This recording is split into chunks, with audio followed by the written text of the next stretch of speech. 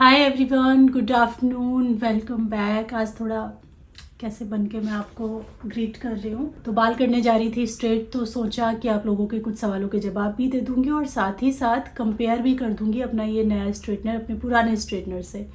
तो मेरा फिलिप्स का है पुराना वाला स्ट्रेटनर, जो मुझे लग रहा है कि आई थिंक मुझे 10 साल हो चुके होंगे उसको लिए हुए। ऑलमोस्ट 10 ईयर्स हो चुके होंगे। इतने दिन तो उसने मेरा बहुत साथ दिया है।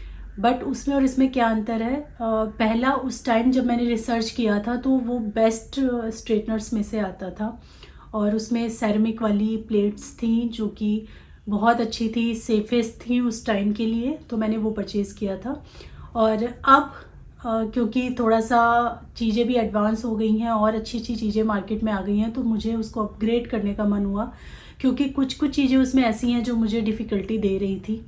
जैसे कि थोड़ा टाइम ज़्यादा लगता था, बहुत ज़्यादा प्रेस करना पड़ता था, बहुत हार्ड खींचना पड़ता था, तब जाके बाल स्ट्रेट होते थे। 5-6 बार आपको अपने बालों पे घुमाना पड़ता था। और थोड़ी सी रिसर्च की तो पता चला कि अब बहुत बेटर प्लेट्स आने लगी है। प्लेट्स मतलब ये जो चीज़ होती है ना, ये प्लेट्स होती हैं। मेरा जो हेयर टाइप है उसके लिए टाइटेनियम की प्लेट्स सबसे बेस्ट होती हैं। और जो पार्लर्स वगैरह में यूज़ किए जाते हैं प्रोफेशनल स्ट्रेटनर, उसमें ज़्यादातर टाइटेनियम ही यूज़ किया जाता है हार्ड, रफ एंड फ्रिजी हेयर्स के लिए, जिस कैटेगरी में मेरे हेयर फॉल करते हैं। तो फिर मैंने सोच समझ के रिसर्च किया थोड़ा, और उसमें आप लोगों ने भी मेरी बहुत हेल्प की है। तो ये वाला स्ट्रेटनर मैंने बाय किया है। ये टाइटेनियम की प्लेट्स हैं। इसमें सेरेमिक आता है, टाइटेनियम आता है और एक और आता है, वो सेरेमिक और टाइटेनियम के बीच का है, लेकिन बेस्ट जो है ना अभी वो ये टाइटेनियम है। टाइटेनियम प्लेट्स हैं बेसिकली, ये जो मटेरियल है। और इसमें ना जो स्ट्रेटनिंग के लिए, बाहर रिबॉन्डिंग के लिए और मॉइस्चर ट्रीटमेंट वगैरह के लिए यूज़ किए जाते हैं, वो यही वाले स्ट्रेटनर ज़्यादातर यूज़ किए जाते हैं। ये है आइकॉनिक प्रोफेशनल का। मैं ना बहुत ज़्यादा डेप्थ में नहीं जाऊंगी, ये वो क्या, एक बेसिक जो फर्स्ट टाइम मुझे अंतर दोनों में समझ में आया ना, बस वही मैं आपके साथ शेयर करने वाली हूँ। तो मैं स्ट्रेटनिंग करना शुरू करती हूँ और बीच बीच में आपसे बात भी करती रहूँगी। सबसे पहला, ये बिल्कुल 10 सेकेंड में वार्म हो जाता है। दूसरा, इसमें सबसे अच्छा फीचर मुझे लगा कि इसमें आप टेम्परेचर को सेट कर सकते हो। जैसे ही आप बटन ऑन करते हो, यहाँ पे इंडिकेशन आ जाता है। अभी ये 180 डिग्रीज पे है, मैं इसको थोड़ा बढ़ाऊंगी। बढ़ाया तो ये 200 पे चला गया है। ये 230 तक चला जाता है, 150 टू 230। 230 भी मैं कर सकती हूँ, मेरे बालों के लिए वो ठीक है, बट अभी नहीं कर रही हूँ क्योंकि मैंने कहा मुझे एकदम पिन स्ट्रेट हेयर नहीं चाहिए। 200 इज़ इनफ। 10 सेकेंड में ये गर्म हो जाएगा। हाँ, सबसे पहला जो होता है ना, मैं प्राइस बता देती हूँ। तो उस टाइम जब मैंने लिया था 10 साल पहले वो फिलिप्स का स्ट्रेटनर, वो मुझे कुछ पड़ा था 2600 के आसपास, 2600 के आसपास पड़ा था। और ये वाला अब मुझे पड़ा है 6000 रुपये का। इसका जो MRP है वो 8000 का है। नायका से मैंने इसको परचेज़ किया है। डिस्क्रिप्शन में आपको लिंक भी मैं इसका दे दूँगी। तो ये मुझे कुछ डिस्काउंट वगैरह के बाद 6000 का पड़ा है। और वेबसाइट पे भी सेम प्राइस पे था, नायका पे भी सेम प्राइस था। दूसरा अंतर ये है कि इसमें बाल बहुत कम टूटते हैं। जैसा मैंने बताया कि उससे जब मैं अपने बाल स्ट्रेट करती थी ना, तो मुझे बहुत ऐसे दबा के ऐसे खींचना पड़ता था, कुछ ज़्यादा ही। तो उसकी वजह से ना बाल बहुत टूटते थे, ढेर लग जाता था बालों का। मतलब अगर उसमें 10 बाल टूटते थे ना, तो इसमें सिर्फ 2 या 3 बाल ही टूटते हैं। इतने का अंतर मैं फील कर रही हूँ। ये उससे लाइट वेट बहुत है और बहुत अच्छी तरीके से ग्लाइड करता है। मतलब हाथ ज़्यादा दबाने नहीं पड़ते, ज़्यादा हाथ थकते नहीं हैं। इससे ना बालों में एक अलग तरीके की गोल्डन शाइन ऐड होती है, तो वो उससे नहीं होती थी। एक अंतर ये भी है उस वाले स्ट्रेटनर से। इस स्ट्रेटनर में मुझे हाफ, सीधा आधा समय लगता है अपने बाल स्ट्रेट करने में। और पता है, एक चीज़ मैंने नोटिस की है, जैसे उससे मैं बाल स्ट्रेट करती थी तो वो बहुत ही जल्दी ख़राब होने लगते थे। बेसिकली एक दिन चलते थे ठीक, अगले दिन से ज़्यादा कुछ अच्छे नहीं लगते थे। लेकिन ये काफ़ी टाइम तक, मतलब 3-4 दिन तक इसने मेरे बाल बिल्कुल वैसे के वैसे रखे। वो चीज़ तो मुझे बहुत ही अच्छी लगी। ज़्यादातर जो स्ट्रेटनर्स हैं ना, वो 3000 की रेंज में मिल जाते हैं। मैंने देखा है बहुत सारे ब्रांड्स का, हैवेल्स है, फिलिप्स है और भी कई सारे ब्रांड्स हैं। थोड़ा उनके हिसाब से, प्राइस पॉइंट के हिसाब से ज़्यादा है, पर मैंने जितनी भी वीडियोस देखी हैं, जहाँ भी देखा है वहाँ मतलब इसको बेस्ट बताया गया है। तो अगर आप एक अच्छे स्ट्रेटनर पे इन्वेस्ट करना चाहते हैं तो बहुत अच्छा है ये।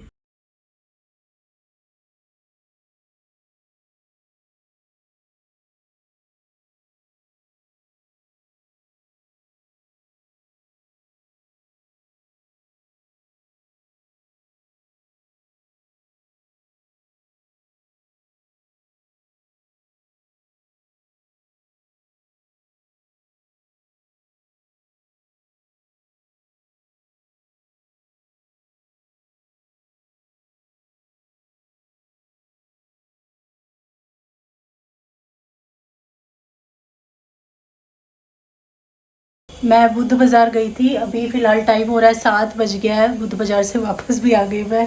और बाप रे इतनी ठंड है ना बाहर की, मैं क्या बताऊँ, एकदम दिमाग ख़राब हो रहा था। इतनी हवा भी चल रही है, जब रिक्शे पे बैठो तब तो ऐसे लगता है कि ये भगवान की रजाई ओढ़ लो, इतनी ठंड लग रही है।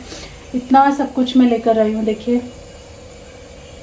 अभी ये सब मैं रखने ही जा रही थी, लेकिन पहले सोचा चलो पूजा कर लेते हैं। और पूजा के लिए ये साम्ब्रानी बाती जो है ना, ये लेकर आई हूँ मैं मार्केट से, बुद्ध बाज़ार से। तो पूजा का टाइम भी हो गया है, 7 बज गया, ओवर ही टाइम हो गया है। नहीं तो आजकल 6 सवा 6 भी आप दिया बाती कर सकते हो, क्योंकि हो जाता है ना उस टाइम, अंधेरा हो जाता है।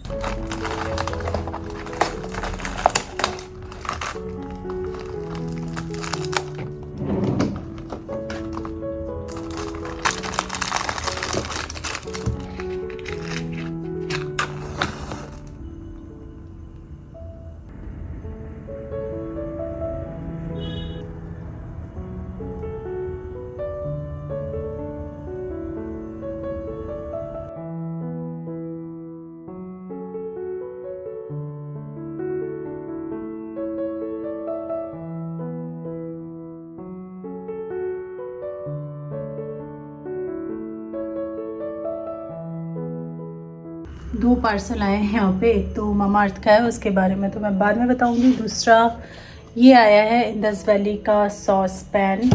ये स्टेनलेस स्टील का है, लेयर वाला जो होता है ना, सैंडविच बॉटम है ये, ट्राई प्लाई वाला नहीं है ये। काफ़ी अच्छा है, इसका लिंक मैं दे दूँगी डिस्क्रिप्शन में। डिस्काउंट कोड भी रहेगा, तो अगर किसी को चाहिए रहेगा तो आप ले सकते हैं। इंडस वैली की वेबसाइट पे जाके। छोटू सा है और विद लिड है, सबसे अच्छी बात ये है। इसका शुभारंभ करते हैं। इसी में मैं चाय बनाने वाली हूँ, तो पहले मांझ लेते हैं इसको। पहले मैं चाय पीऊँगी, उसके बाद ही सब्ज़ी अरेंज करूँगी, क्योंकि भाई बहुत थक गई हूँ, बहुत भारी हैवी थैले हो गए थे। और आज मुझे ना दोपहर से ही नहाने के बाद, मतलब 11 बजे नहाई थी मैं, 11 बजे से पहले ही नहा ली थी, पौने 11 के आसपास। मुझे तब से चाय पीने का मन है। एक बार तो सुबह पी है, लेकिन तब से मन है, तब से मन मार के बैठी हूँ। और एक दिमाग में ये भी था कि ये जब पैन आ जाएगा ना, अब इसी में चाय बना के पीऊँगी। तो ये आ तो बहुत पहले ही गया था, 2 बजे के अराउंड आ गया था, लेकिन फिर मुझे टाइम ही नहीं मिला। बैक टू बैक मैं कुछ ना कुछ करते ही जा रही हूँ। अब आई हूँ, अब रिलैक्स हुई हूँ, तो थोड़ा चाय पीते हैं पहले बना के, और उसके बाद फिर खाने पीने की तैयारी करते हैं।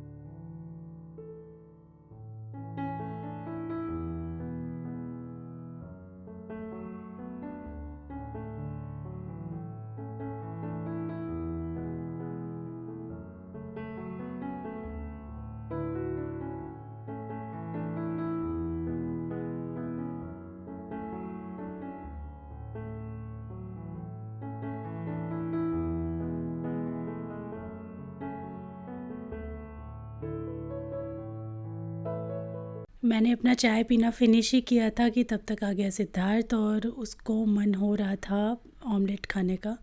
तो फटाफट मैंने उसके लिए ऑमलेट बनाया, और थोड़ी उससे मेरी ना बहसा-बहसी किसी टॉपिक को लेके हो रही थी, तो उसको थोड़ा सा टीज़ करने के लिए मैंने यहाँ पे केचप से ऐसे लिख दिया है। थोड़ा सा वो हंस भी देगा, इससे मुझे पता है उसको हंसी आती है ऐसी चीज़ से। तो हमारा झगड़ा भी ख़त्म हो जाएगा, और थोड़ा सा उसको छेड़ भी दूँगी मैं।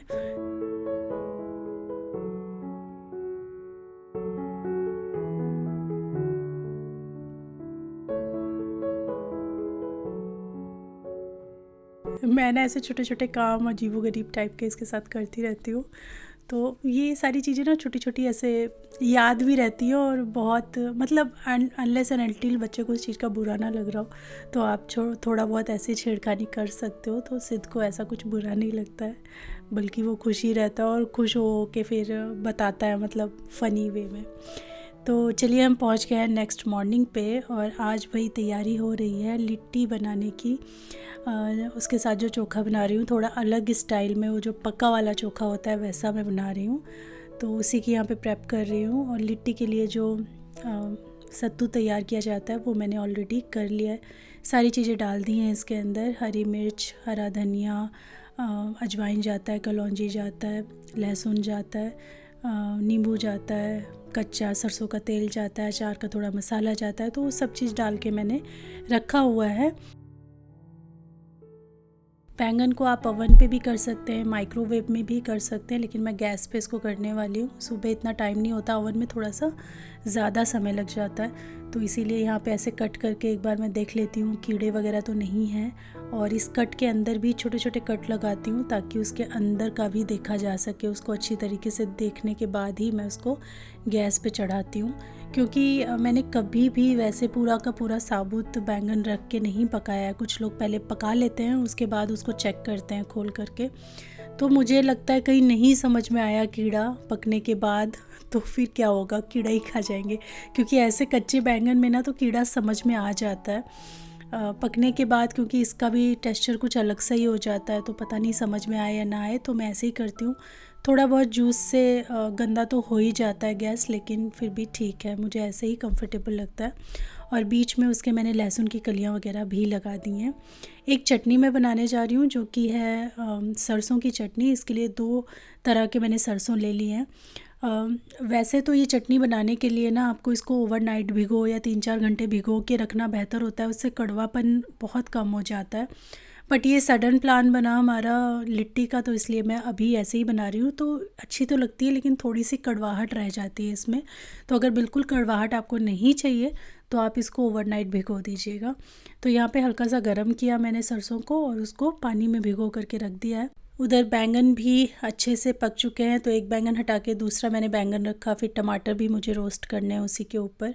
और इधर आलू मैं चढ़ा रही हूँ उबलने के लिए। तो जो ये नए वाले आलू आते हैं ना, इनको मैं हमेशा छील करके उबालती हूँ, क्योंकि इनकी पतली इतनी स्किन होती है ना कि अगर आप उबालो और उसके बाद छीलने बैठो ना तो अच्छे से छीले नहीं जा पाते हैं ये। तो इसीलिए मैं क्या करती हूँ, पहले इजीली छिल जाते हैं कच्चे में, तो इनको छील करके तभी मैं इनको बॉईल करने चढ़ाती हूँ। तो बाद में छीलने का कोई झंझट ही नहीं रहता है। इधर टमाटर भी मैंने चढ़ा दिए हैं। साथ ही यहाँ पे जो चटनी है वो पीसने जा रही हूँ। तो काफ़ी सारा मैंने लहसुन लिया है। इसके अंदर ये भीगे हुए मैंने सरसों के दाने डाले हैं और थोड़ा पानी भी ऐड कर दिया है और इसको अच्छी तरीके से पीस लिया है। उसके बाद हम इसके अंदर ऐड करेंगे थोड़ा सा नमक, साथ ही थोड़ी सी शुगर भी जाती है इसके अंदर थोड़ा बैलेंस क्रिएट करने के लिए। फिर जाएगा इसके अंदर दही, तो काफ़ी सारा दही जाएगा। इसकी खटास जो होती है चटनी में अच्छी भी लगती है। और फिर वही ये थोड़ा सा कड़वाहट को काटता भी है। फिर हमने डाल दिया है पानी, एक बार और अच्छे से इसको ब्लेंड कर लेंगे। और उसके बाद हम इसमें ऐड करने वाले हैं नींबू का रस।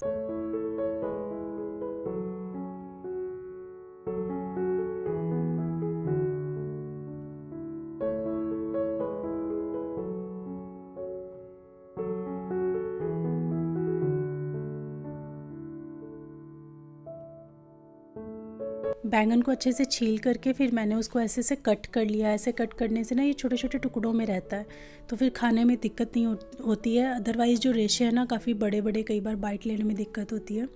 उसके बाद कढ़ाई में मैंने लिया सरसों का तेल, हींग डाला है इसके अंदर, साथ ही मसाले भी यहीं पे ऐड कर दूँगी, जैसे हल्दी का पाउडर, लाल मिर्च का पाउडर। और उसके बाद सीधा ये जो बॉयल पोटैटो थे ये मैंने इसमें डाल दिए।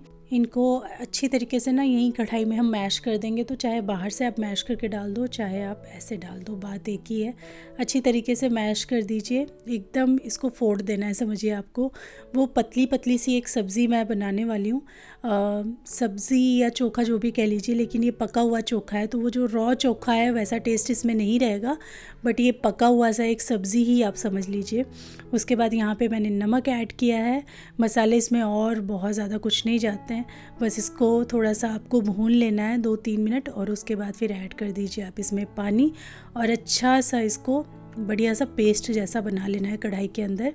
दूसरी तरफ ये हमारे टमाटर भी हो गए थे, तो 4 टमाटर हैं ये। इसके अंदर जितने भी मैंने बैंगन के अंदर लहसुन को रखा था ना, वो सारे भी साथ में डाल दिए हैं। इनको अच्छे से मैंने चॉप कर लिया है या ग्राइंड कर लिया है, मोटा मोटा ही है ये एकदम। इसको मैंने डाल दिया इसके अंदर और इसको भी मिक्स कर लेंगे। थोड़ा सा धनिया पत्ता से करना है इसको गार्निश। फिर नमक और जो हमने बैंगन वगैरह करके रखा है वो भी इसके अंदर ऐड कर दीजिए। सारी चीज़ों को अच्छे से मिक्स करके उबाल लीजिए और ये एक बहुत यमी यमी सी चोखा या सब्ज़ी जो भी है तैयार हो गई है। सत्तू की कचौरी समझिए, कचौरी स्टाइल ये बन रहा है। तो एकदम डीप फ्राई करने वाले हैं। आप इसके पराठे भी बना सकते हैं और चाहे तो रोटी भी बना सकते हैं, बिल्कुल ऑयल फ्री रखना चाहते हैं तो।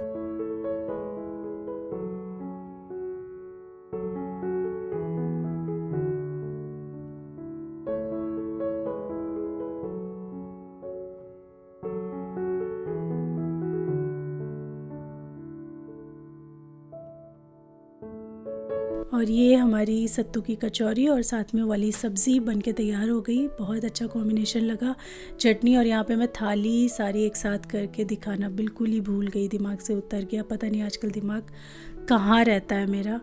उसके बाद रात में मैंने ये बनाई थी मशरूम की एक बहुत अच्छी सी सब्ज़ी। सोचा इसी में इंक्लूड कर देती हूँ, शेयर कर देती हूँ। ये है मसाला मलाई मशरूम। बहुत टेस्टी ये बनता है। रोटी के साथ तो मज़ा आ जाता है, या फिर नान वगैरह या फिर तंदूरी रोटी मिल जाए तो उसके साथ तो ये और भी यमी लगती है।